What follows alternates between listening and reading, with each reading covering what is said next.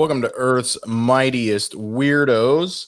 Everybody is returning for at least their second time on the show. Let's start in the bottom left corner with Lucky the Pizza Dog himself, David Rosen. How are you tonight, David? Doing well, sir.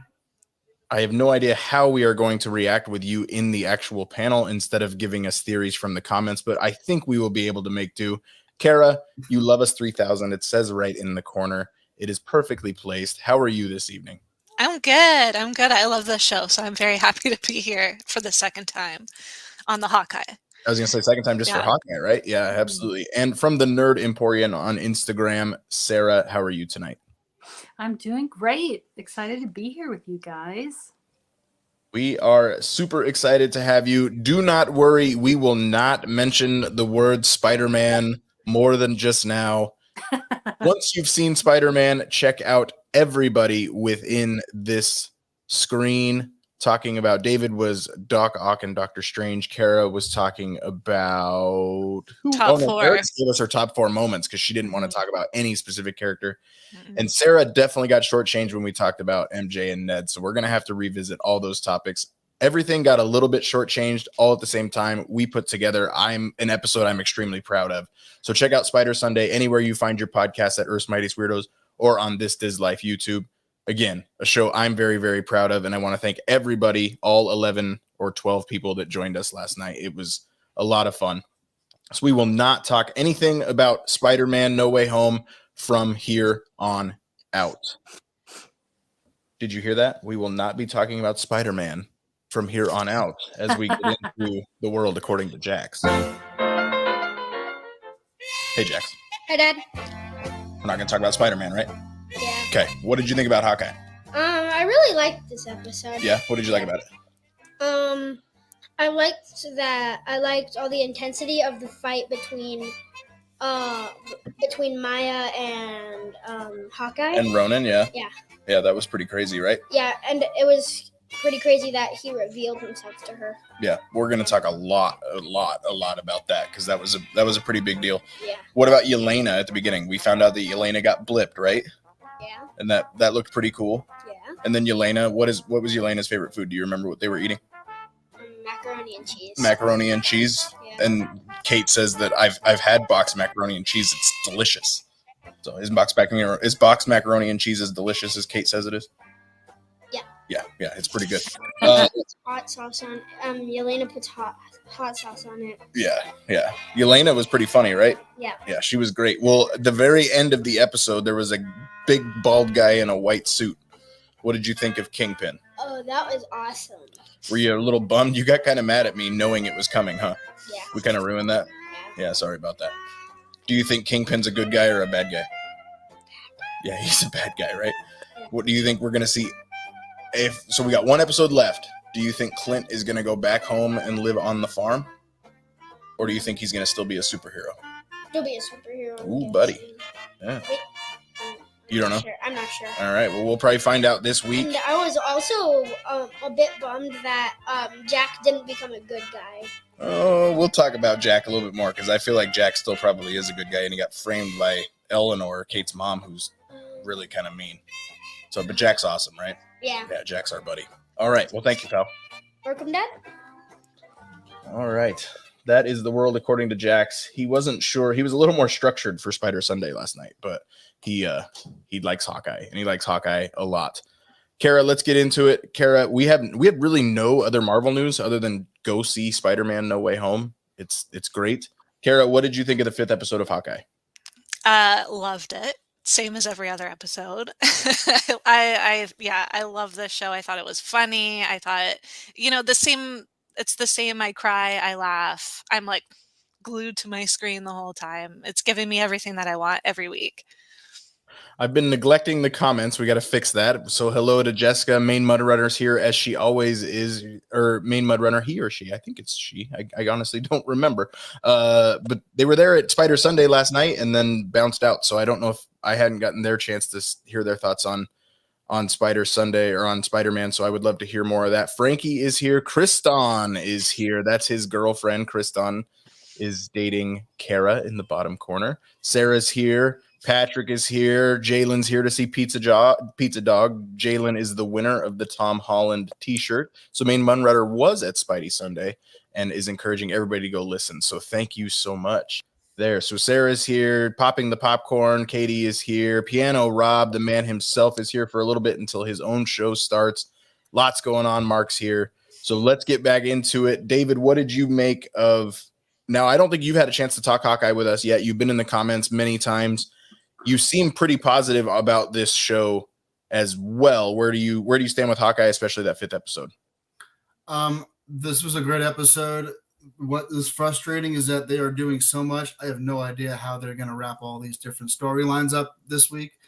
But I love these characters. One of the reasons I was a little upset that they brought in the whole Clint family in Age of Ultron was I thought it meant that we would never get the Matt Fraction run of the comics in a show.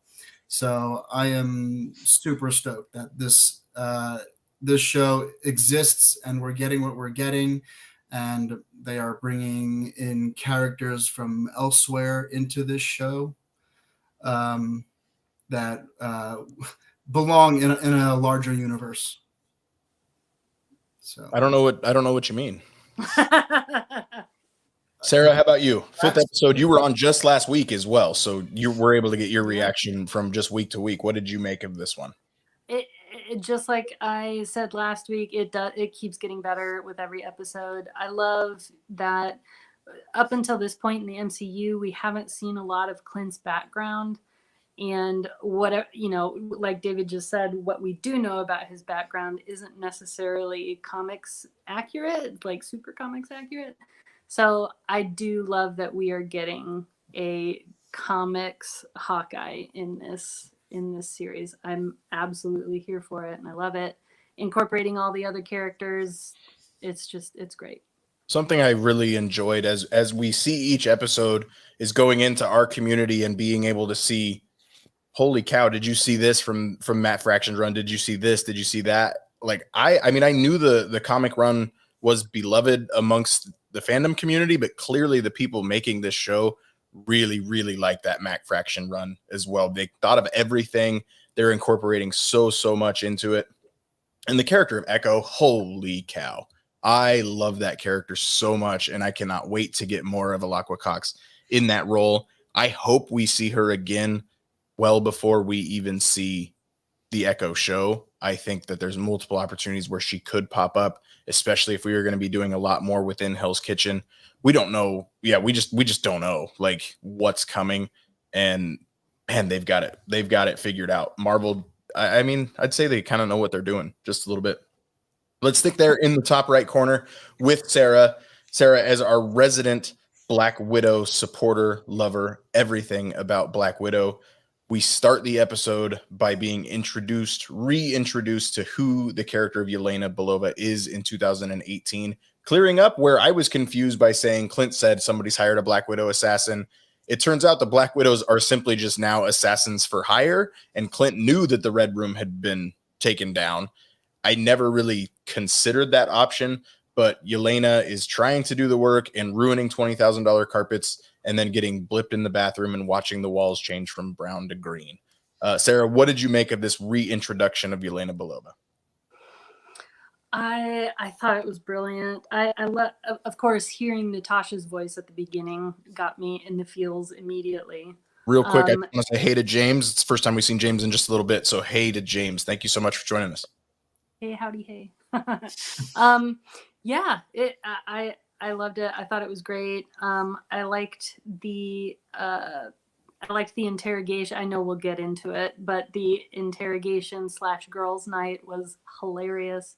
Oh, and then Florence Pugh is just brilliant. I'm a fan. Yep. Yelena is a comics character as well, introduced in a similar manner to how she was in the MCU, correct? Pretty much, yeah. Like a little bit. The sibling rivalry spirit is there. Yeah. Okay. Cool. Cara, how about you? This reintroduction of Yelena in this house. They assumed, like, when she goes, "Did you just think I'm here with some old man who's holding me against my will?" And she's like, "Yeah, kinda." Like, What did you make of this Yelena stuff?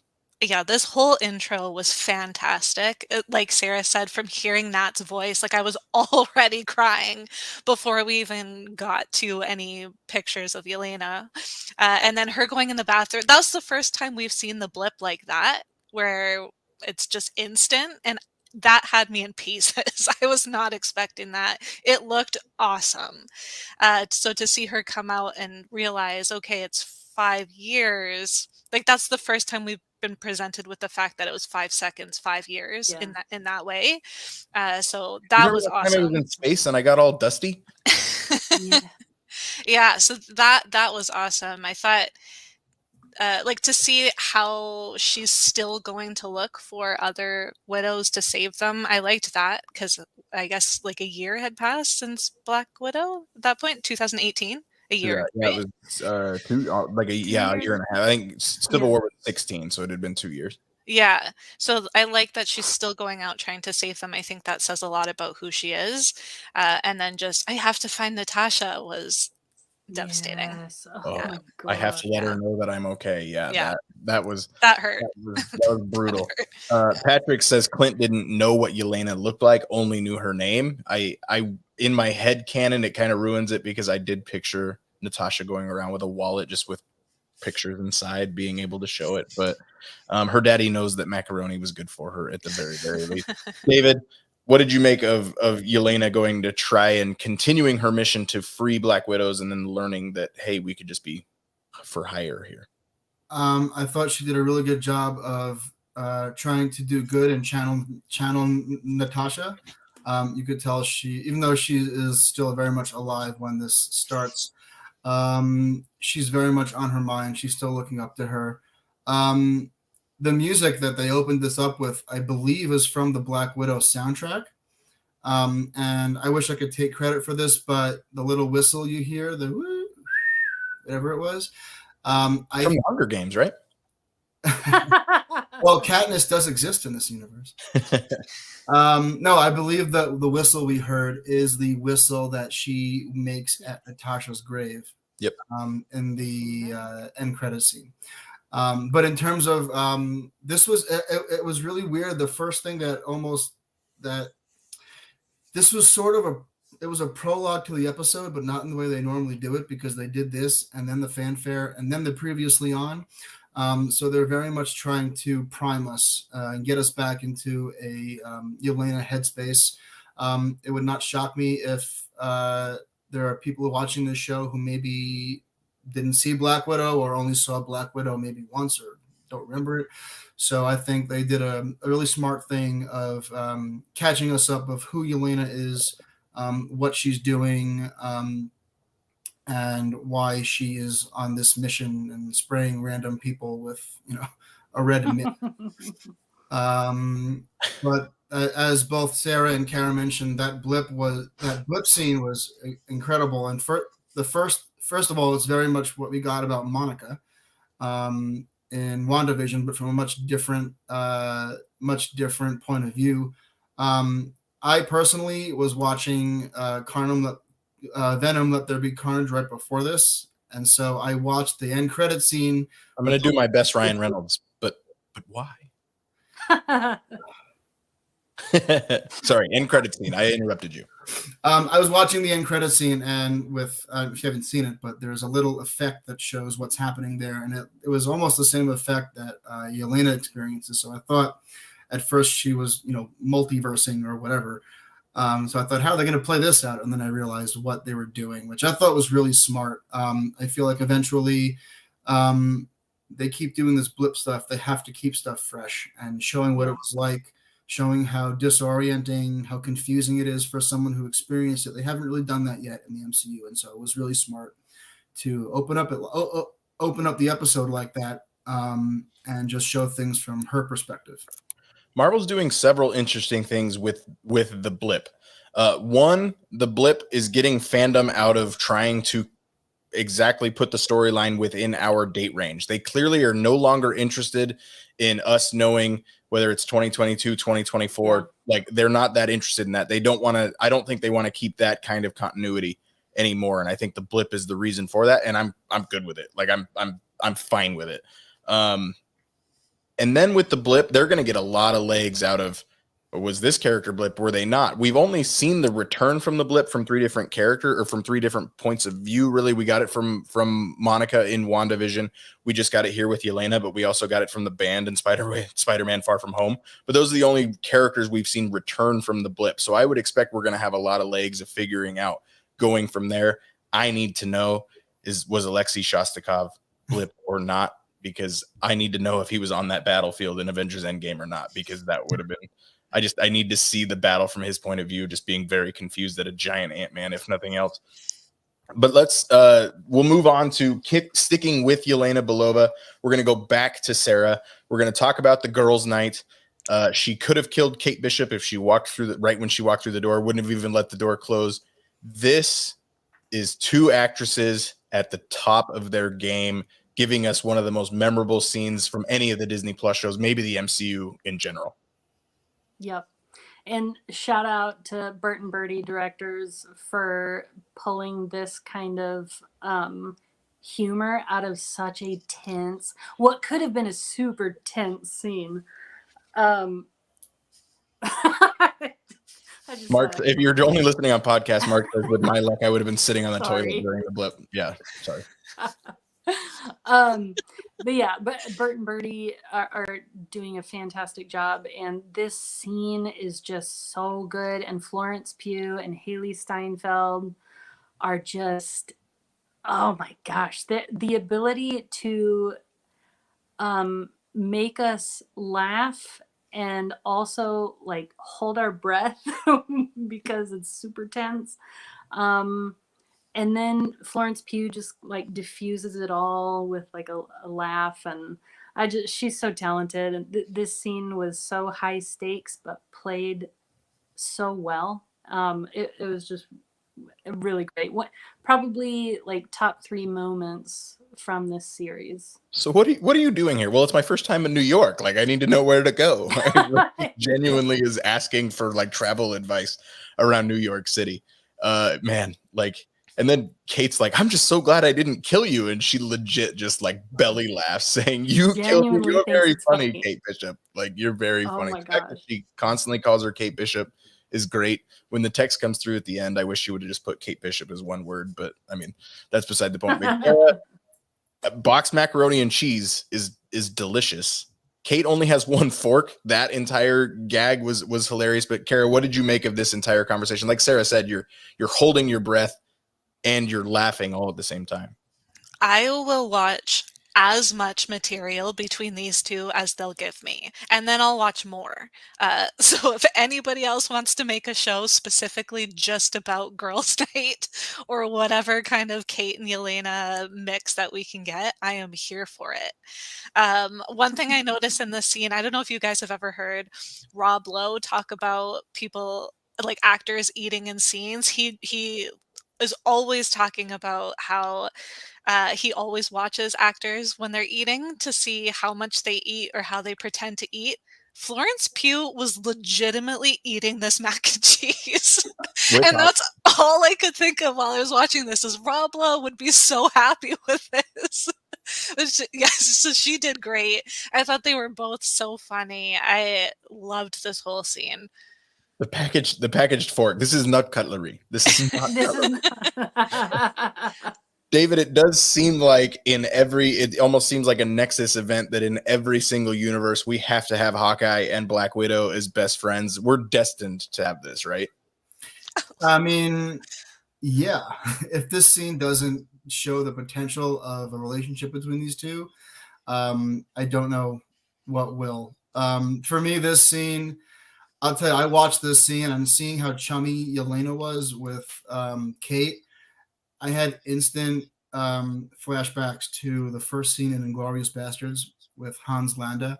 Just the way he seems so... Yeah, that's a good call, yeah. The way he seems so disarming and chummy, and he's friendly, and he's drinking his milk and all that.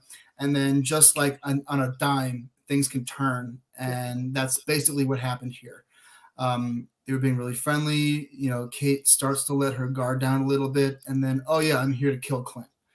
And then everything goes right back up. And there's so much tension. You know that Kate's okay. I feel like she says that she's not there to harm Kate, but Kate very much cares about Clint, and I don't know what must have been going through Kate's mind at this point. There was a point in that scene where I feel like when Kate was talking about how Natasha and Clint were friends, that she may be starting to get through to Yelena and make her realize that she may not be entirely have been told the truth about what her mission is. And because she's such a super spy, Yelena doesn't show it. But I get a sense that maybe she's starting to doubt a little bit the order that she's been given to kill Well, Clint. because she's following Eleanor at the end, right? So she kind of listened to Kate. She's checking things out. And so, I mean, I feel like a good spy wouldn't let on to the fact that she's getting through to her, but we see it. And there's always a very brief second in that scene that she shows it, but I forgot what she says afterward to try to act otherwise, but you could tell she got through. And I also love the whole Kate Bishop. You just call me saying my full name to say you know who I am. Yeah, I am. It was very much when Kate clocked Clint assessing threats in that second episode. So both of these girls are playing a mental game of cat and mouse. Yeah, if she's able to get through to her, she's able to hide her surprise a lot better than Kate is when she finds out that she's Natasha's sister. I think that was, again, perfectly acted by Haley Steinfeld, because you could see exactly what Yelena meant by don't try to act like you're not surprised because you look silly doing it. Like, yeah. Very, very tense, very, very crazy stuff. And Haley Steinfeld is being overlooked in this scene, in my opinion, just how tense she feels and is able to just what is happening. I mean, she's on target with the hot sauce bottle.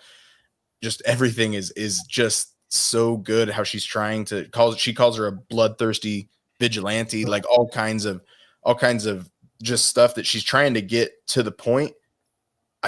What's interesting to me, and we talked about it for quite a while last week, of why hasn't Yelena done her research? She should know that Clint didn't kill Natasha, that Natasha, she clearly understands what happened at Vormir. So Sarah, I mean, as a big Natasha fan, I would assume you're okay with her holding a little bit of a personal vendetta against Clint, if nothing else.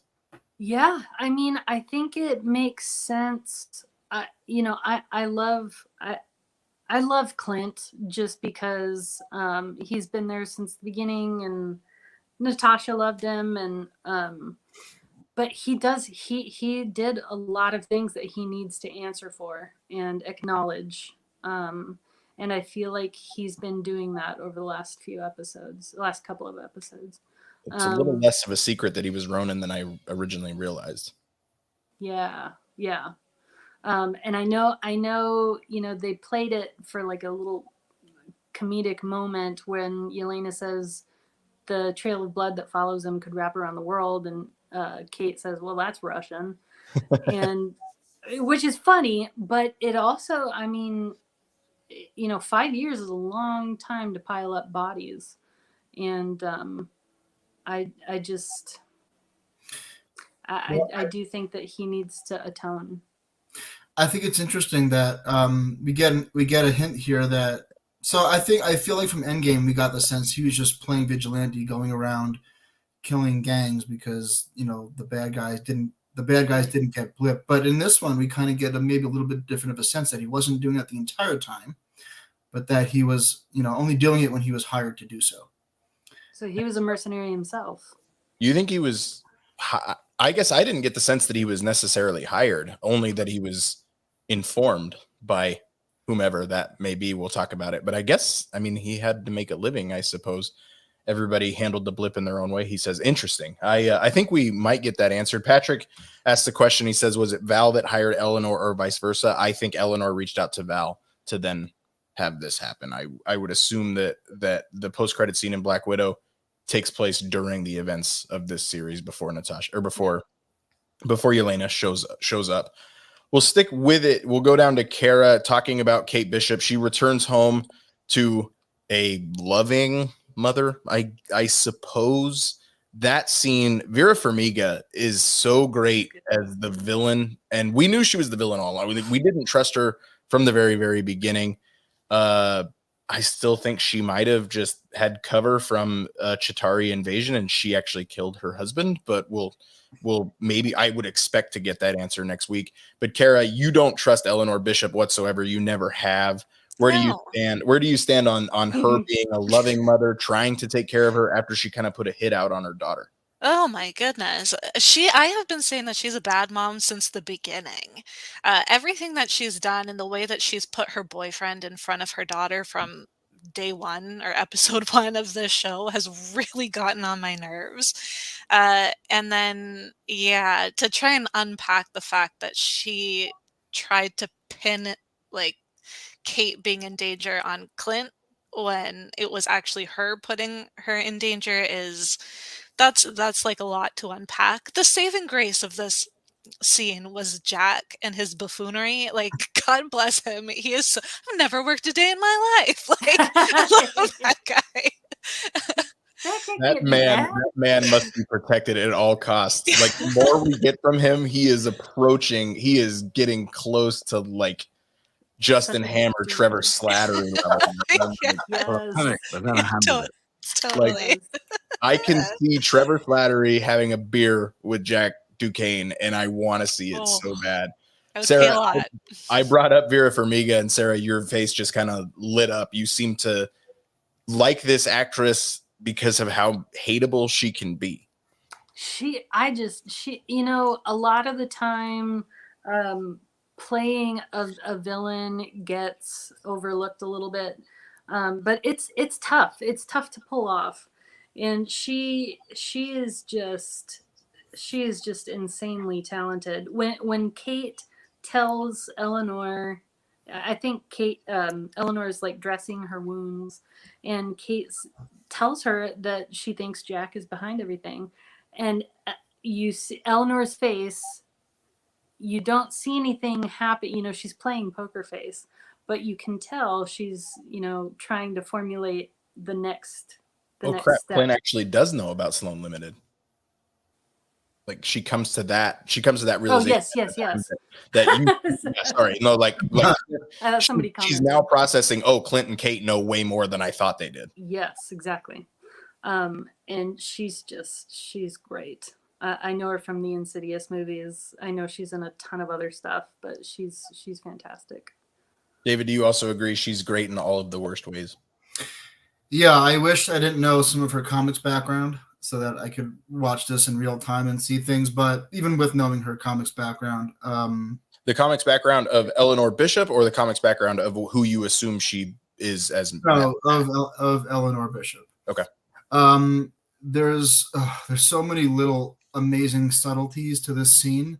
The way what she talks about with Kate about, does Clint think you're a superhero? Like, she is. Do you think you're a superhero? She is trying to sow seeds of doubt in Kate's head that come off sincere because she's a mother, but there's another level there that she's onto what she's doing, and it's so brilliant the way that it's acted and written. On the same side of that, on the different other side of that conversation, you can tell it maybe is having a little bit of an effect on Kate because she says she doesn't think she's a superhero either. But I also think that the end of the episode before this, it just hit her what it means to be a superhero, that you sometimes have to go up against people like Kingpin and Black Widow assassins. And so this is all hitting Kate, and Eleanor is doing her best to really, like I said, make her think about what she's doing, but also just sow the seeds of doubt to protect her daughter, but also try to get her out of this situation for her own selfish, but also her motherly reasons. Do you think there's motherly reasons there? I think those feel out the door to me. Like, for me, it feels like self-preservation and self-preservation only. You're probably correct. I would assume that even if I was an evil human, I would still care for my children. But yeah, I'm not ready to say that she's so evil that all her motherly instincts are just kind of out the window. But I definitely think there's more to it. It's more on the side of trying to dissuade her from going down this path because she knows who's involved, and it's also her plan. She doesn't want her screwing up whatever, villainy plot that she's into. But also bringing up her childhood and the little bow. She's trying to, I don't know if belittle is the right word, but just remind her that she's a kid. It seemed childish. I think belittle's a great word at that point. What I do think she doesn't realize, though, when she tells her that, we're all, what's the line? We're all on the path, our paths wind in different ways and take us. I think she says that to try and tell her that, she wanted to be a superhero when she's younger, and, maybe this path had her going down a little bit superhero road first, but is going to go somewhere else. But I think Kate might end up interpreting that in the sense that she's still going to be a superhero, but she just has to take a seat for a second and think about what she's doing and reevaluate. But eventually she's going to end up back on that path to being a superhero. I'm a big fan of how Kate found out that her mother was involved, of finding out over her phone from Yelena. Like, I'm far more interested, excuse me, rather than Kate bursting into King Fist Tower and finding her mom there. I think the way that this was found out was actually a stroke of brilliance. I'm very excited to where that will lead. I cannot go any further without talking about specifically the Christmas music in this episode. We got Run DMC's, I think it's Christmas in Hollis, I believe is the name of that one. We got the Charlie Brown Christmas. We got Charlie Brown. We're going to get to Charlie Brown Christmas in just a second, but we got the Grinch right after the gigantic reveal at the end of the episode, which leads into, man, one of the coolest posters I've ever seen. I think this poster is absolutely brilliant. I thought it was great. We still haven't gotten our post-credit scene. I think you can count on this one at the end, and I hope it's a buddy team up between the new Hawkeye and the new Black Widow. But Sarah, you brought up that the Charlie Brown Christmas is played at a very specific point in the episode when Clint is down on his luck and he's going to the apartment of, if he dies, I riot grills. If you kill Clint Barton, like, okay, like Jeremy Renner's probably done the interview, but if you kill Grills, I'm going to lose it. And they are doing such a good job. And forgive me, I don't know the actor's name, but that actor is doing such a good job. Did you say it, Bryan? I will find it right now. Okay. He is doing such a good job, and he is making us love a character that's just like a B-list character from the comics. Clayton but English. Super important. Name. Clayton English. Clayton English, you angel. It's going to hurt if anything happens to that man. But yeah, so the Charlie Brown song is for me, it reminded me of the Matt Fraction comic run where they do a whole issue about the Winter Friends, which is essentially a Charlie Brown Christmas. It looks exactly the same. But yes, brilliant song selections. Patrick says, and there's going to be new suits in the episode next week. Absolutely. I mean, they're in the posters for the show. Like, it's not a big giant secret. Like, they even showed us Wanda's costume in the posters a little bit in one of the televisions, but per usual with the Disney Plus series finale or season finale, the costumes are coming. And Girls has them. Like, Clint was, do you want like, she finished up, do you want to see him? Like, and then he just sleeps. But girls can't stop thinking about Clint, and he offers him the couch for Christmas, which I didn't like that because Clint's supposed to be home for Christmas. We got like 2 days to finish this up, to wrap it up. Cara, do you love Girls as much as Sarah and I do? Yeah. I probably not as much as you guys do, apparently, but I do really enjoy his character. He's a LARPing firefighting, like Kate sums it up at the end, just how amazing that character is. And he's like, oh, just stop it. He's like, oh, shucks. Like, he's and perfect. His voice is great. He's got a great voice. Yeah, he's perfect. Well, David, we're going to move on. Clint is down on his luck.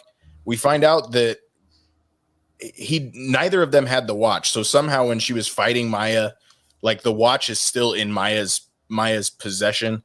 David, do you have any theories around this watch? Because it cannot be the WandaVision witness. We have to find out whose it is, and I'm sure we will. But I'm sticking with my guess that Laura is a former Shield agent.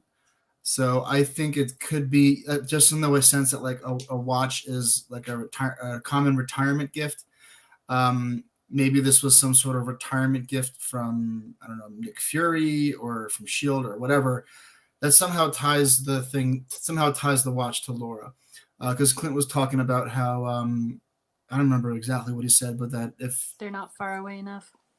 Well, they're not far away, but also blow their cover somehow. So I get the sense that whatever it is, it was found at Avengers Tower, which could be any number of things. It could have been, Tony Stark tech. It could have been Tony Stark tech. It could have been a watch that Clint kept in his locker for, to remind him that he has a wife at home.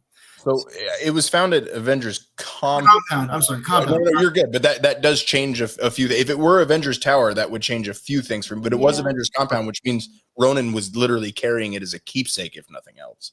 Yeah. So I mean, we all got, before we knew a lot. It was not uncommon to say that this could be, Tony Stark's watch from Civil War, where it turns into a gauntlet. But also we're starting to get more and more clues that it's somehow tied to Laura. So this could just be a watch that he kept in his locker. Again, to remind him that he has a family at home and, some sort of keepsake or memento to keep him close to his family. So I forget all the lines that were said, but I'm getting more and more of a sense that this watch is tied to Laura, and they probably went through a lot to make sure that Laura was safe getting out of S.H.I.E.L.D. and, trying to start a family. They moved her away, and there's probably so much effort, and now this watch could screw it all up. So I still think it's going to be tied to Laura somehow. Maybe there's an inscription inside, from Laura to Clint, or unless Laura has another name. I don't want to go down that road because I don't necessarily subscribe to that theory, but it's somehow connected to Laura. Bobby Morse. So I'm going to bring this up from Mark. Remind me to get back to this before we wrap tonight, guys. He says, am I the only one who's worried they have a lot of story to wrap? I have a lot of thoughts on that. Sarah looks like she agrees. I don't agree whatsoever, and I can explain my thought process on that. Why? Frankie says, I love all the characters are both main and not so main all at the same time. There's a lot happening in this show. That is absolutely correct. And I think they're doing a brilliant job with these characters. The name of the director from the first 2 episodes, whose name escapes me at the moment, is going to be directing the finale. Rhys Thomas is the director there. Bert and Bertie did episodes 3, 4, and 5. Rhys Thomas did 1, 2, and 6. So we're getting back to the feel of that we had in the first 2 episodes with Rhys Thomas looking through the lens. But I'm very interested, and we have put her off long enough. She needs her due, and we're going to start there with Cara. And the brilliance of everything that is Echo and Maya Lopez, of how she is supposed to be alone. And we got the Tracksuit Mafia back, and they get an arrow shot through the window of the Trust the Bro moving company. And those guys just make me laugh, talking about Rum DMC and everything. Does anyone else think that Bryan Darcy James will show up? Kate's dad? I don't. I think he's dead, and I think Eleanor is the reason why. Especially if you bring him back, he's also working for Kingpin. Like that would be too much for me. But Cara, Maya Lopez, she can't hear Clint taking everybody down. Even as stealth as he was, she can't hear the bat hit the ground. She can't hear any gunfire. Then she realizes, oh crap, I am completely all alone. And Kazi says he snuck up on me. Like I don't know what to do. But this fight scene between Maya Lopez and Ronin was amazing, Cara. Yes. Okay. Well, first of all, we have to acknowledge the bro that shot himself in the foot, because that had me in pieces. Second of all, Maya held her own against Ronin, and I was fascinated by that, because the little that we've seen of Ronin in action, there's all of these like gangsters and mafia, whoever, that we saw him fighting in Endgame that had no chance. But this girl is just holding her own. This girl we've never seen before is holding her own against Ronin and the Trust of Bro. And I was really fascinated by that, and that also made me really excited to see what happens in the future, because if this is the little that we've seen of her to start, I can only imagine where she's going. I thought he actually like cut off her amputated leg with his sword, but it doesn't. I don't think that actually happens because she gets on a motorcycle. She has 2 legs again. So, but I thought that that's what happened. But Clint, the very little sign language he knows is very, very powerful. The way it comes, I want you to see my face. You and I are the same. Like whatever My family.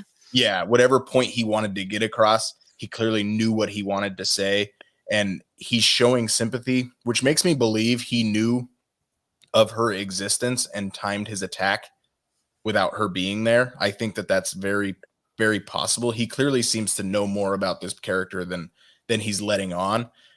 Or I'm just too sappy, but I love her. I love her so much. Sarah, where do you stand with Maya Lopez after she's clearly doubting? She's clearly doubting Kazi, and Kazi, Sarah, Frothy, go. He's great. He was in Les Mis, the film adaptation of Les Mis, or I'm sorry, Broadway, and he's a theater guy from Ireland. He's amazing. Anyway, that scene with Alakwa Cox and Frothy, where she confronts him about where he was that night, is just so good and so nuanced. But I love Alakwa Cox. Quick shout out to her. She had no acting experience prior to her audition for this show, which is amazing to me. I think Cara, you said she said she didn't see her representation, so she decided to be it. I think is her yes. Yeah. She's so cool. Phenomenal. Yeah. Is she in comics, that character? Is she what? Is Echo in the comics an amputee? Deaf, but I don't know about amputee. That's a good question.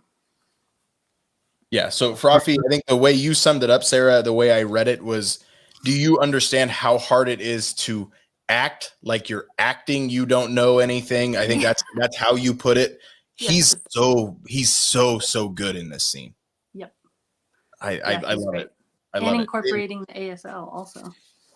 Yeah. It's very curious to me when they decide to put up the subtitles and when they don't, because if you still don't have your volume up enough, sometimes they don't put up his subtitles because he's saying what he's signing. But man, he's so good. She's so good. David, what do you make of I assume, David, do you agree with me that he was Ronin's informant that night? That's definitely what they're pointing toward, or what they want us to think. So at least for now, I have no reason to doubt that. Yeah, this scene was very Batman Begins for me. This whole like, stealthy ninja thing. It also reminded me of, there was a scene in I forgot what season it was, but one of the seasons of Daredevil. There's a scene that takes place in a garage where like men are just going down and you don't see who's doing it. It's almost from the bad guy's point of view. So this very, very much reminded me of that. But I think it's season 1, episode 7, I want to say. I think it was season 1, but very Daredevil-y. Anyway, what I noticed about Clint is a couple things. First of all, when he takes on this Ronin persona, his body changes, his movements change. The way that he moves that sword is very like, I don't know, ninja-like, but also very intentional. Very there's a lot of emotion in the way he moves. He doesn't really move that way as Hawkeye. So I thought that it was interesting that it's not just him putting on a costume; it's him essentially assuming a different character, a different persona. And also, he is continuing this through line of not wanting to kill anyone. When he says we kind of skipped over this, but when he's talking to Natasha at that Avengers memorial in New York City, and he says, "I'm sorry for what I'm about to do." I thought he was going to try to kill Maya. I know he wasn't going to, but when we get there, and he says, "I don't want to kill you," and even when they start fighting, doesn't go for any death blow. He is very much trying to do almost the same thing that Yelena's trying to do with Kate, and sow seeds of doubt. with the people that he's working with. So it's very, he's very much playing the mental angle. He's very much trying to get inside these people's heads, and use almost any method that he can employ to fix this situation without killing anyone. And just the fact that he's continuing with this no killing, I think it's maybe it's part of the promise that he made to Natasha at some point, that he wasn't going to kill anymore. But I do feel like he is still burdened, or not haunted, but burdened by a promise he made to Natasha to not be this person anymore that we saw he could be in Avengers. To earn what you gave me. Yes. Yeah. So David's right. Let's talk about that. Let's talk about that scene. One, we're looking at Grand Central Station. Pan up just so I can see the tower, like whose name is on that tower right now. Just pan up the camera just a little bit. Baxter. That was powerful. Who did you say it was? I think it's Baxter. I think it could be. I'm not allowed to bring up. Kang Enterprises would be a whole lot of fun. That's a good one. Or the Baxter Building, which I'm also completely fine with. But Sarah, how much of a mess were you when Clint was talking to Natasha without his hearing aid, cutting out all the noise of what New York City is? I thought this was when Yelena was going to show up. Like I thought we might get a confrontation at that point, and I'm glad we didn't, because I think that really hammered the point home. Sarah, how much of a mess were you? I think for me, and for a lot of Natasha fans specifically, this was a good scene, almost comparable to Clint and Kate talking while they were doing the snap and having daiquiris. Yeah. I just, for her sacrifice to mean something, I want him to understand, or I want to hear that he understands what it means. And it sounds like he's processing it. And yeah, I was maybe leaking out of every orifice in my face during this scene. It's good. And Jeremy Renner is he delivers every time. He's fantastic too. Cara, I do want to start with you on Kingpin, but I do not want to remove the opportunity from you to talk about the place where the Avengers first assemble.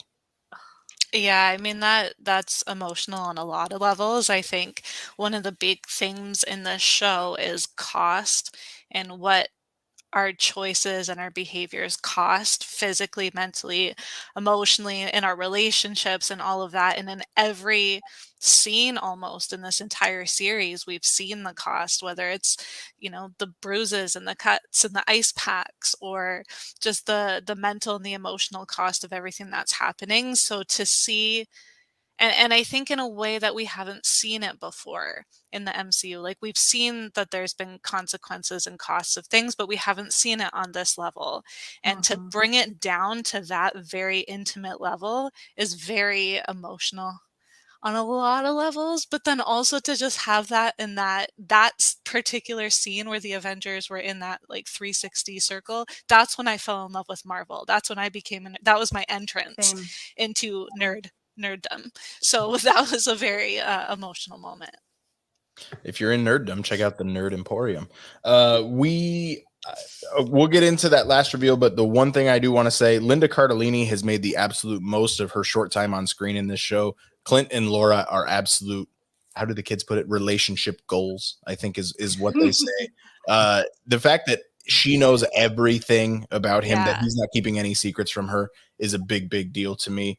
Yeah. David, we're going to get into it. Eleanor Bishop is the one that hired the Black Widow assassin. We then get a video. I assume we're going to see what is in this video at the start of the next episode. Eleanor Bishop, I think you can see Elena pan the building to see how tall the building really is. I think she scales the building and is taking this video because Wilson Fisk is not dumb enough to be on the first floor of this building. So I think Elena scales this building to get this video. What's in the video? I don't know. I just love how just overall how 2021 it is that we're getting our reveal of this massive character in a grainy cell phone video. Like, it's just brilliant to me. But David, Wilson Fisk, are you happy to finally see the reveal of Kingpin, and what do you expect next week? I expect blood, a lot of blood. If you saw the first episode of Daredevil, Netflix, you know what that means.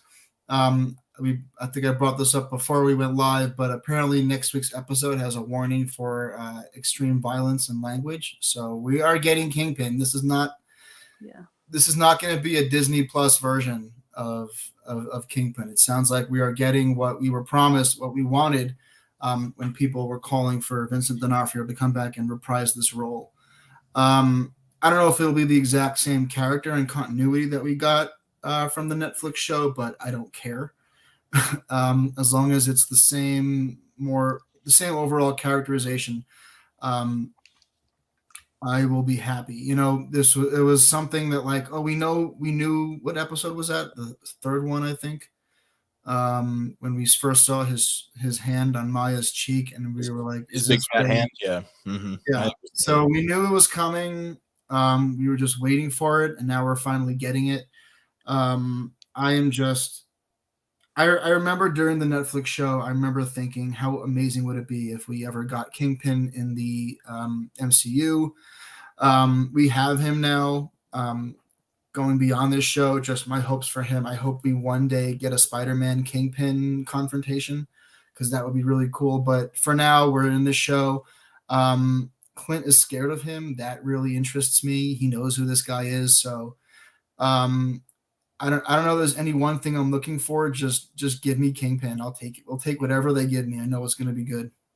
Patrick says, I thought it was strange that Vincent D'Onofrio got credited from just that photo instead of leaving it a mystery until next week, whether he'd been recast or not. It was clearly that character. I don't think there was any mystery whatsoever. They didn't want it to be a mystery. They wanted it to be the reveal that it was. Yeah.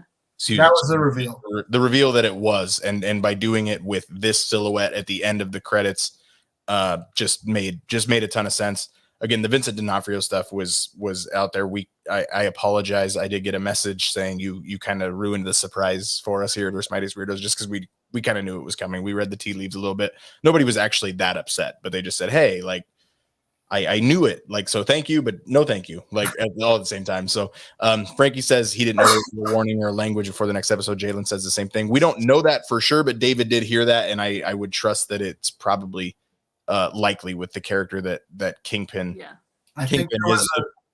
Oh, go ahead. I would just say Kingpin, if they even pull half of what they did from Daredevil, it's going to require something like that. And at the same time, it's what we want from what Hell's Kitchen is supposed to be. Like, it's supposed to be brutal. They're supposed to have been building out the big guy throughout this series. We need the big guy to kind of live up to what he's supposed to. Go ahead, David.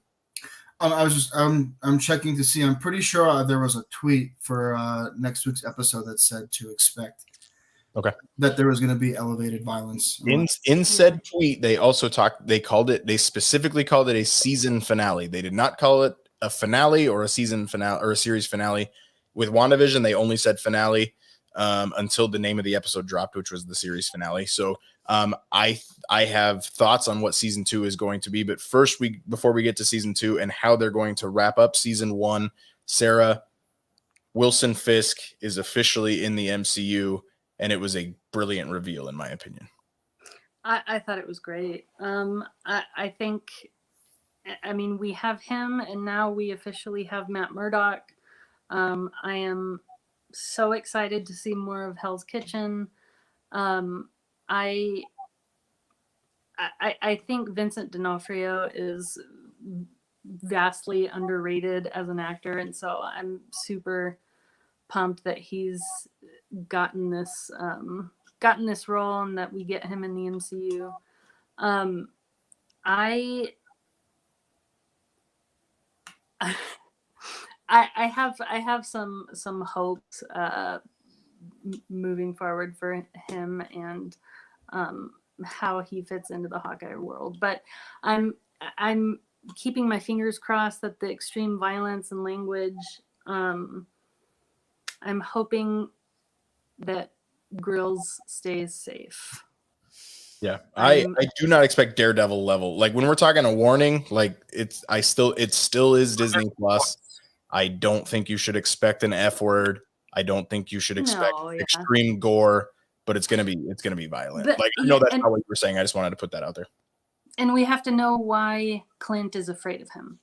Yeah. And I think that, I don't think we're gonna lose Clint, but And if Laura's afraid of him too. Like he said, Yeah. could involve the big guy. She goes, "Oh, geez, really? Yep. Like, oh Yeah. crap." if we lose someone we care about, and that someone is, I don't want to speak it. You into can join existence. me and Mark with our lighter fluid and our matches. Kara, Burn the whole thing down.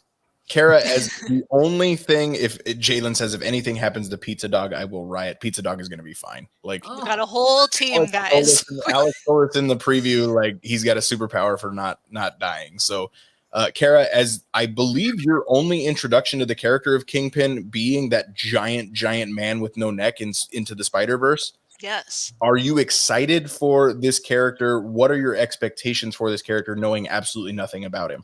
This is my entire Marvel life. I don't know anything about anyone, but I love to ride other people's hype, okay? When Kang was coming up, I did not know one thing about Kang. Everybody was hyped. I was hyped. It was a whole thing. Same deal here. I love riding your guys' hype, and I will continue to ride that all the way through.